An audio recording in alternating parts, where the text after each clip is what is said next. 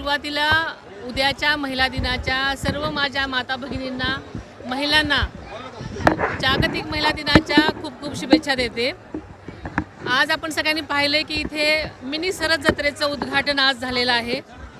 ही जत्रा केवळ ग्रामीण ही पुणे जिल्ह्यातल्या सर्व ग्रामीण महिलांच्या मालाला, ज्या बचत गटातर्फे त्यांचे स्टॉल असतात, त्यांच्या मालाला भाव मिळावा, त्यांच्या मालाला रिकग्निशन मिळावं, महिला आपल्या सगळ्या स्वतःच्या पायावर स्वावलंबनाने कशा रीतीने आपलं आयुष्य जगतील यासाठी हे प्रयत्न आहेत। आणि महिलांच्या सगळ्याच ज्या काही वस्तू त्यांच्या विक्रीला असतात त्यासाठी महाराष्ट्र शासनातर्फे सुद्धा उमेद मॉलसाठी भरपूर तरतूद केलेली आहे। 16 जिल्ह्यामध्ये उमेद मॉल ची व्यवस्था करण्यात येणार आहे, जेणेकरून माझ्या बचत गटांच्या महिलांच्या मालाला विक्री भाव चांगला मिळेल आणि अतिशय चांगला भाव मिळाल्यामुळे त्या सक्षम होण्यासाठी मदत होणार आहे। दादा राज्यसभेवर जात आहेत, काय सल्ला देणार आई म्हणून? तुम्ही राज्यसभेत आहात नाही?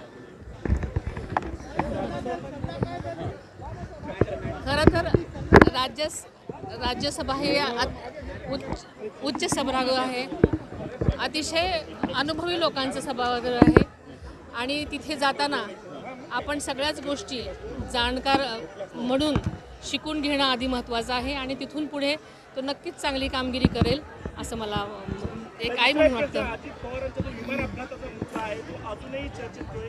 रोहित पवार सातत्यानं प्रश्न विचारतात, त्यांच्या कुठल्याच प्रश्नाचं उत्तर मिळत नाहीये। खरं तर अनेक वेगवेगळ्या एजन्सीमार्फत त्याची चौकशी सुरू आहे।